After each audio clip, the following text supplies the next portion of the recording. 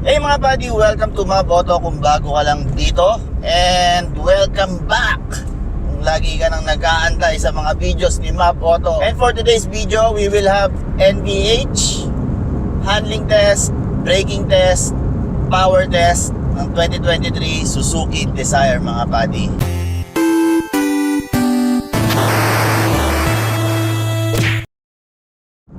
NVH yan, nakapatay naman ang radyo ko. But right now, we're doing 80 kilometers per hour at 2,200 RPM. So far, noise. Tahimik naman dito mga buddy.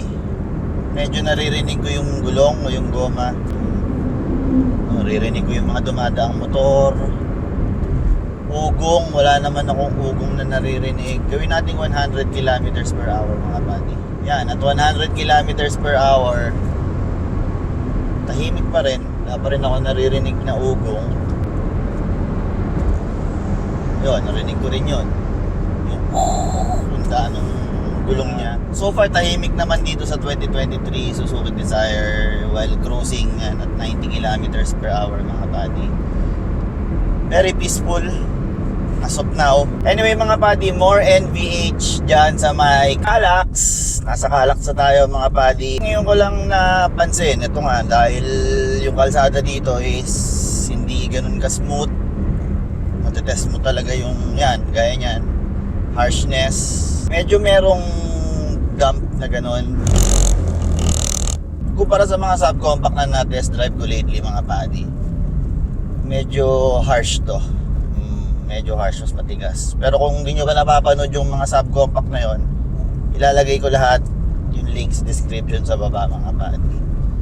Yan, ito parang may sipa yung suspension niya pag maano noise yan, pag inaapakan mo syempre mas naririnig mo yung makina.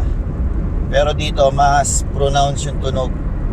Kasi nga ano ng mga Suzuki yan magaganda sila tumunog, shouty. Pag inaapakan mo, sample natin, downshift.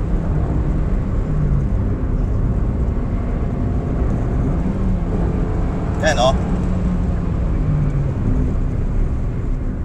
But stroll muna tayo. Ayan harshness. May ganun. Pero hindi naman annoying. Hindi naman annoying mga buddy. Ramdam mo lang na yung suspension niya is parang medyo may talbog. At nagpaano tayo ng goma, nagpahangin tayo ng goma 29 kasi ang suggested nakalagay dito sa baba dito sa pinto. So nilagay lang natin sa 29. Normal na subcompact, naririnig mo yung paligid. Yan. Try natin mag 100.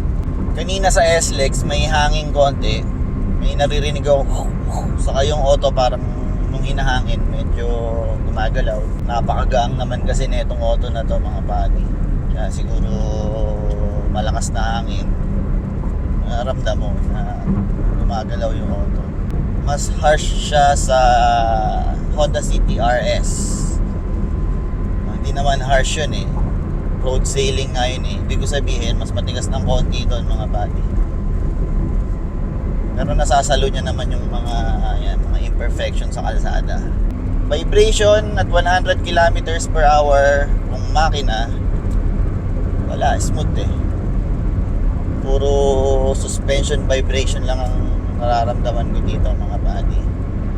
Pero so far it's a peaceful drive. Ang manibela nito medyo mabilis din you know ganun yung auto. Wow, pwede. At isa pang bagay mga buddy, hindi ko nabanggit sa review ko, ang throttle ng mga Suzuki o gas pedal if you will, medyo may katigasan pag inaapakan mo. Medyo matigas siya. Siguro ganun talaga ang ng mga Suzuki. Yung espresso na-drive ko nun, ganun din. At kung di nyo pa napapanood yun, espresso, click nyo lang dito, dalawang espresso yung narentahan ko.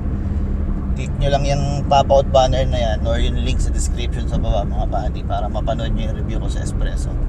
Anyway, test naman tayo ng handling test at braking test dyan sa may Sampaguita Burgring. Welcome to Sampaguita Burgring mga buddy, where I test the car's handling and braking capabilities. Pero huwag nyong gagayahin dahil ako car reviewer ako. I call myself a car reviewer dahil yun ang passion ko, mag-drive, alamin ang mga capabilities ng auto, mga features, creature comforts. That's what I do, that's what I love to do. Kaya pag nagtetest ako dito, please huwag nyong gayahin, right? Dahil dito medyo I drive the car a little faster than normal. But kung ganyan din ang trip nyo sa buhay, you love driving spiritedly on mountain passes, then do it at your own risk. Okay? So, welcome to the 2023 Suzuki Dzire AGS mga buddy. Yan lang muna natin siya sa D mode, automatic mode. So kung alam nyong gamitin ng AGS, ako lately ko lang nalaman to dun sa Espresso. Ang atampa pag mag-shift, pag magda-downshift, baon din ganun. So halfway lipat natin yan sa manual mode. So naka-aircon pa tayo, lagi kong sinasabi yan kasi pag nagpatay ka ng aircon, mas may power ka. Alright, paki-comment na lang sa baba kung Apollo ba ang goma ng Suzuki Dzire.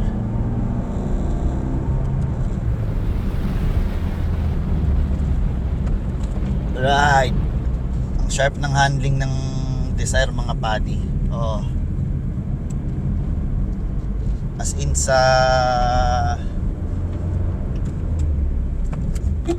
mga subcompact na na-drive ko dito mga buddy, isa to sa pinakamatatalim ang liko. And hindi rin siya ganun kalambot, sakto lang. Ang ayoko lang dito is yung rear suspension dahil siya ay torsion beam. Google is your friend. Kung hindi nyo alam yung torsion beam, hindi ko na ipapaliwanag dahil ilang beses ko nang pinaliwanag. Okay, here we go again. Good morning Taal, good morning Sampaguita Burgring. It's Sunday, maraming mga dumadaan dito ngayon, so we have to be careful. Lord, keep us away from harm, also the people that's around me. Okay, yes, mas walang higa to kumpara dun sa mga last na na-drive natin mga buddy, na mga subcompact. And brakes are, eto lang, medyo nagdo-double pump ako para mas tumaas yung pressure nya. Hindi ko alam kung dahil ba 55,000 kilometers na siya on the clock, but malakas naman ang preno niya pag pinamp mo siyang nasa bitey siya, bitey actually. Magandang gamitin ng preno pag nagda-drive ka ng medyo spiritedly dahil mas kailangan mo yun. Pero pag low speeds, medyo bitey siya, kailangan mong i-modulate mga buddy. At ang nakaka-intoxicate dito mga buddy, yung tunog ng makina. Mamaya maririnig nyo yan. Hindi ko pa inaano masyado eh. Downshift. Yan. Yan, medyo naririnig nyo na ba? Ang sarap ng handling niya mga buddy oh. Tapos tong upuan, napaka-supportive niya, at least for my body size. Ang ganda ng driving position. And I think I'm in love. I fall in love. Kahit sa AGS, kung alam mo lang gamitin, ngayon natutunan ko na. Ang sarap niyang gamitin. Para ka nagma-manual na walang clutch. And again, pag nagda-drive kayo sa mga mountain pass mga buddy, lagi yung sinasabi to, wag na wag kayong kakain ng linya ng kabila. Lalong lalo na kung blind. Pero kung hindi naman blind at tanaw nyo yung nasa malayo, okay lang yan, manual na tayo.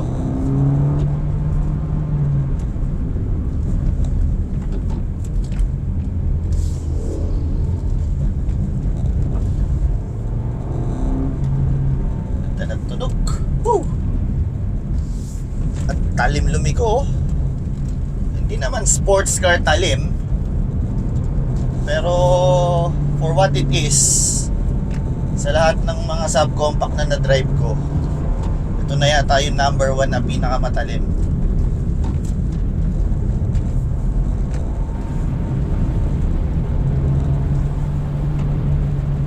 Tayo tayo ng AC. Nasaan na ba AC nito? Ito. Yan. Panat.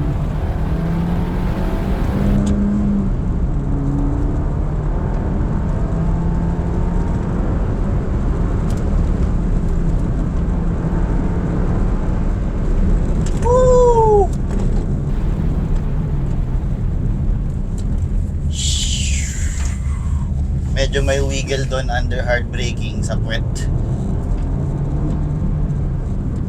Kailangan natin mag-ingat dahil maraming riders, bikers no, maakyat, bumababa.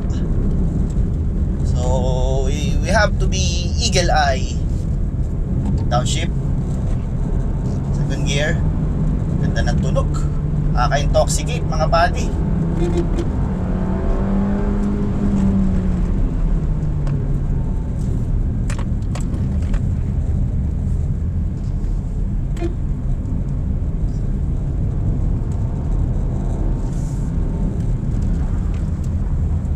Brakes are still good.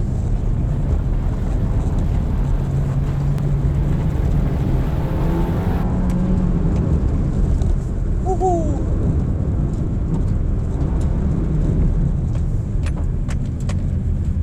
Yeah. Very minimal yung higa.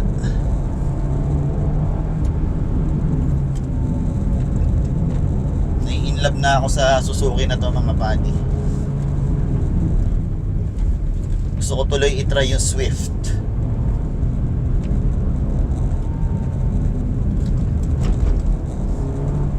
Ewan ko lang kung ito original na tires nito from the factory no mga buddy. Hindi ko siya kilala eh. Good morning Taal.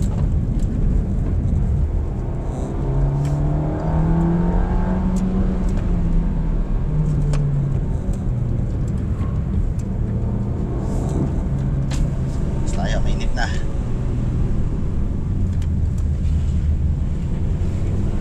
Pero so far makapit pa naman yung gulong.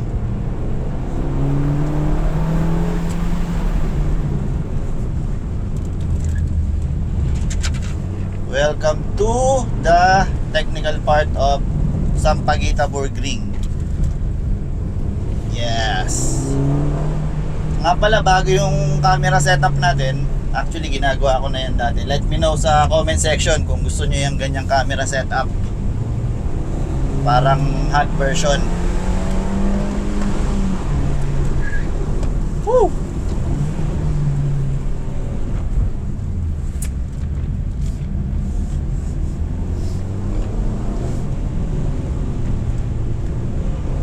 Ganda ng steering. Matalim. Suspension damping is perfect for spirited driving, at least for my taste. Pero nakaramdam na ako ng medyo wobbly tail under hard braking kanina doon.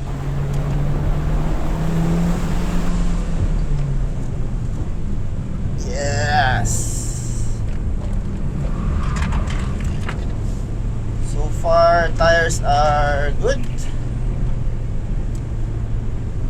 Bigay niya naman yung gusto ko for now. Ito na naman yung maraming bikers. Good morning bikers.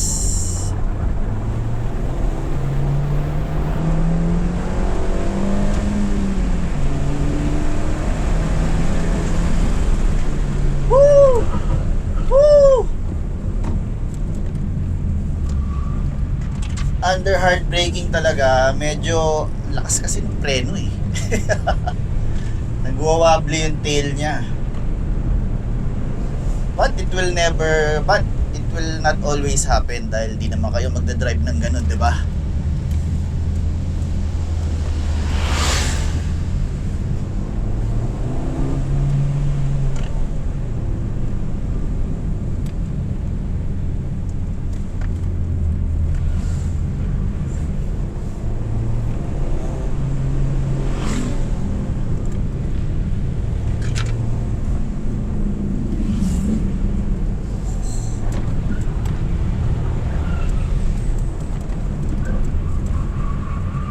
Ah!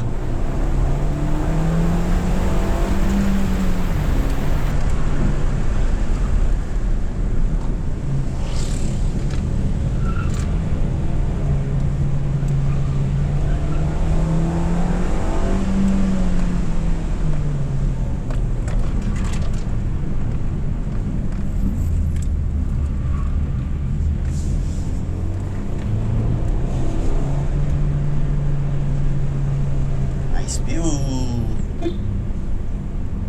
Ka.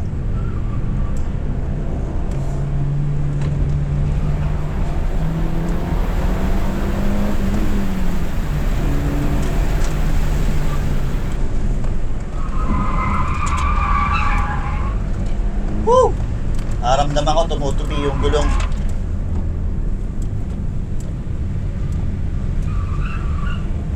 Pero so far makapit O dahil tuyo na ngayon. Yung huling punta natin dito medyo basa pa eh.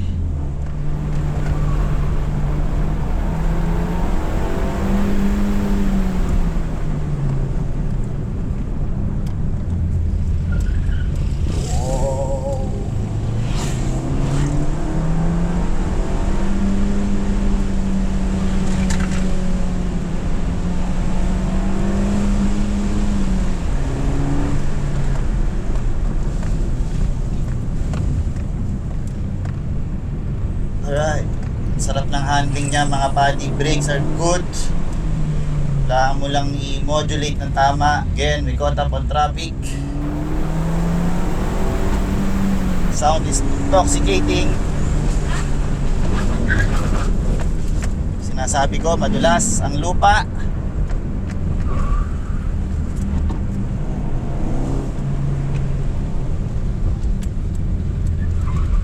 Yes, here we go. Malabo si Tal ngayon. Good morning, Tal.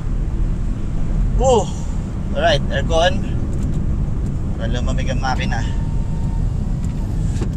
Anyway, that's a good run. Although under hard braking, yan na naman yung wobbly tail, wobbly ass, wobbly puwet na nararamdaman ko.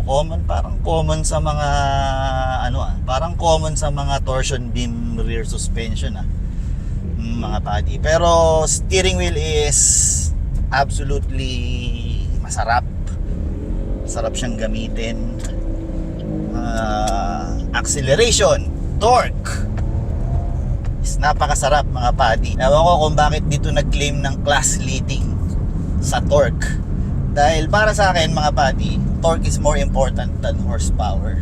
Mas masarap gamitin yung torque. Ito, third gear, baunan mo lang. Yan na. For an NA naturally aspirated engine. Walang tulong ng turbo, walang tulong ng supercharge. Ang tingin ko sa mga turbo kasi madaya.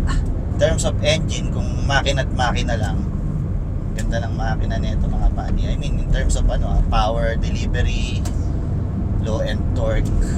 Suspension is very very comfortable sa twisties dahil hindi siya ganun kahiga. Mas matigas pa to sa sa RS. Medyo firm siya, medyo firm. Confirm ko na mga buddy dahil ang sarap eh.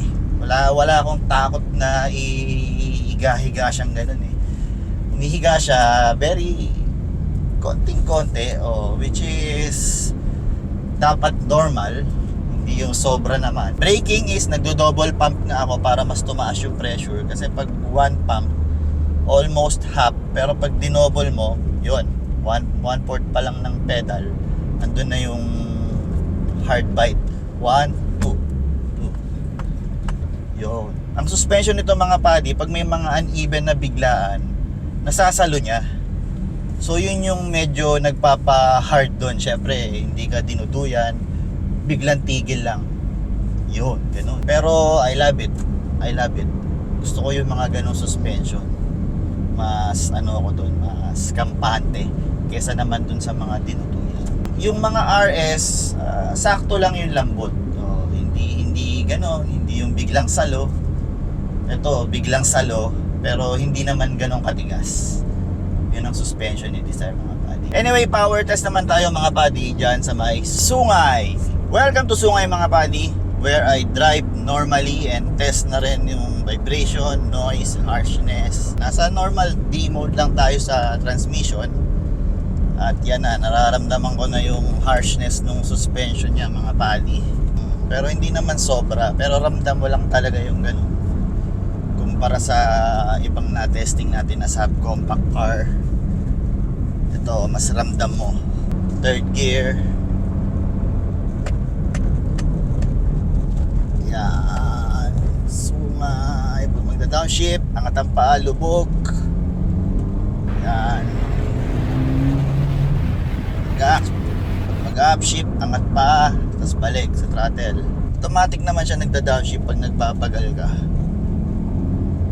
Yun nga lang, AGS is not the smoothest kumpara sa CVT. Kasi parang manual din to, automated manual eh. Ito na ang matalbog na part ng Sungay where I test harshness.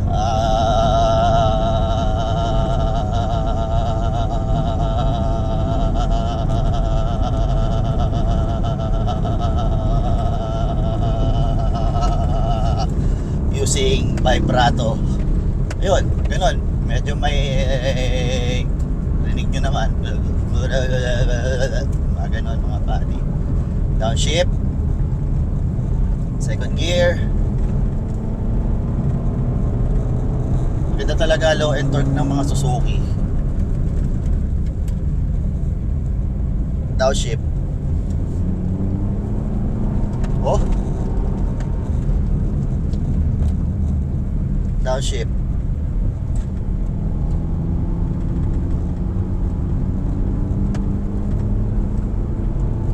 Almost half on the throttle mga buddy. Upshift na yan, third gear. Mostly power ang natetest natin dito mga buddy, saka harshness dito sa part sa Sungay. Ganda talaga ng mga likuan, ganda talaga ng mga likuan ng mga Suzuki, saka low end torque. Second gear. Yan. Kailangan mo ilubog.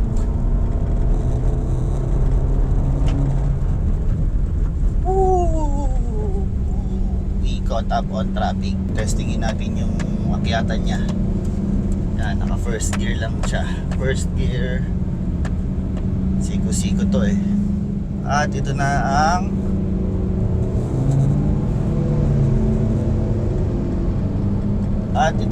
ang view deck. Okay. Maano talaga ang suspension nito. Si Suzuki parang ang mga suspension niya medyo firm, on the firm side. Yung espresso niya firm, sobrang firm. Ito rin may pagka-firm. Pero ang firmness nito mga buddy, hindi naman nakakalamog gaya ng espresso. Yung espresso kasi pag walang laman, mag-isa ka lang, medyo masakit sa tiyan. Pero ito hindi naman. Pero ramdam mo dito sa loob ng kotse, ramdam ng katawan mo. Medyo matigas ang suspension niya mga buddy. Tayo sa may mga Siko. Dito na tayo sa mga Siko mga buddy. I switch to manual na second gear. Tignan natin kung aakyat. Second gear. Half throttle. Half to the floor. Ayan o. Low end torque. Ganda eh. From 2.5 to 3,000. Ganda eh. Second gear ulit. Yan o. Ganda ng low end torque nya mga buddy. 2.5 to 3,000. Second gear yan ha, hindi first gear. Yan. 2,000 RPM.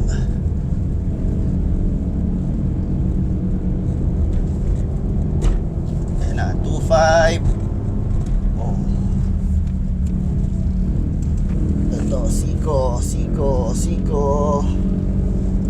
1.5 2,000. Ganda ng low end torque. Na ay pucha. Shit. Damn. Second gear.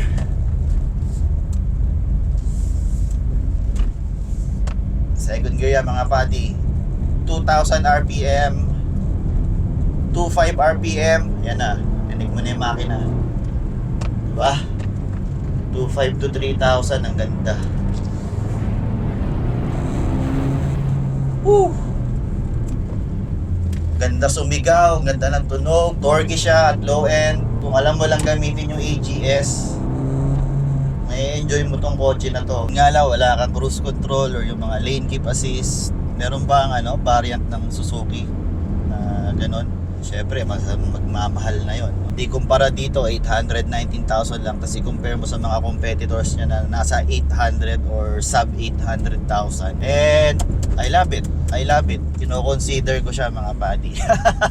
Anyway mga buddy, that concludes our testing ng NVH, handling, braking, power test ng 2023 Suzuki Desire. And for me, kung bibigyan ko to ng score ng out of 10 mga buddy, bibigyan ko to ng 9 for a car enthusiast mga buddy. Driving position is good.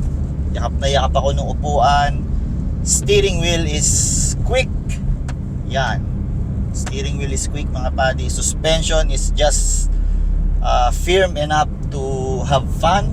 Itong rating ko na to mga buddy is as a car enthusiast mga buddy. Nililinaw ko lang, hindi as a just point A point B guy or dudette na gusto lang ng auto. Medyo firm ito. O baka sa iba ayaw nila nung ganito. But para sa akin as a car enthusiast, okay na okay sa akin to. 9 out of 10. Kahit wala yung mga tech gizmo, mga nanis, okay lang. Braking is malakas naman. Yun nga lang medyo bitey. I-modulate, kailangan pag-aralang modulation, but it's pretty good. Spacing, okay naman. Saktong-sakto lang. And mga amenities dito sa loob. Ilaw, yan. Daming map lights dito. Dome lights. Meron kang Apple CarPlay, Android Auto. Syempre, Bluetooth para sa cellphone mo. You can use this as your pantawag. Mga cup holders, bottle holders din naman. Syempre, wala namang kotse perfect. So, may mga imperfections din siya. Gaya ng luggage space, glove box space, o yung trunk space. Tapos, yung transmission, medyo clunky. Naririnig mo yung paglipat ng gears niya. Lalong-lalo na kung nakapatay yung radyo mo. Side mirrors, medyo maliit pero sakto lang. A little blind spot here, there, sa may side mirrors, wing mirrors. But kung matagal ka naman na nagda-drive, kayang-kaya mo na yan mga buddy. And space sa likod, medyo maliit lang talaga kung nakasagad yung upuan, syempre. Pero kung ang nagda-drive is same height ko or 5'7", 5'8", you'll be fine at the back. Alam ko may cup holder naman dyan pag naibaba yung na research ko. Pag binaba mo yung armrest, may cup holder to. Anyway, kung nakarating kayo sa part ng video na ito, mga buddy ko, maraming salamat sa inyo. At kung nakarating kayo sa part ng video na to, paki-hit naman yung subscribe button dito sa baba ng video. O nandiyan lang yan, kulay pulang button. Hit the subscribe button, tututin nyo ng tututin hanggang mayupi para lagi kayong ina-update ni YouTube kung may bagong videos or video si Mav Auto na hindi nyo pa napapanood, o yung mga lumang video niya na hindi nyo pa napapanood, baka i-suggest na sa inyo. At kung nakarating nga kayo dito at hopefully nakatulong sa inyo tong video na to, if you're into looking for a Suzuki Desire 2023, 2024, alam mo 2024 pareho lang nitong 2023. Sana makatulong sa inyo tong video na to. At kung makakatulong to or nag-enjoy kayo sa road trip natin today, sa testing natin today, pakidut-dut naman yung like button, katabi lang yan ang subscribe button mga buddy. Dutin nyo ng tututin hanggang mayupi para gumana yung tinatawag na YouTube algorithm. Ang ginagawa ng YouTube algorithm mga buddy, pag may nag-research ng car reviews, halimbawa Suzuki Desire review, pag nasa tags ko yon, maaaring isubmit ni YouTube yun sa nag-search na tao na yun. At the same time, habang ginagawa ko yung video, ina-upload ko sa YouTube, si YouTube naman, gumagawa na yan ng automated ads. So, may mga ads na siyang nilalagay dyan. At sana yung mga ads na yon hindi nyo i-skip. O kung sino mang nanonood, sana huwag i-skip para pagpalain siya. At pagpalain din ako. Siyempre, doon lang ako kumikita sa mga ads na yon mga buddy. At yung kinikita ko dito lang din napupunta sa pagre-rent ng mga kotse para i-present sa inyo kung ano meron sa kotse na yun. And at the same time, syempre, driving and testing cars is my passion. And I am a frustrated pilot, kaya sa kotse ko na lang dinala. Anyway, thank you for watching mga buddy. And I will see you again on the next car review.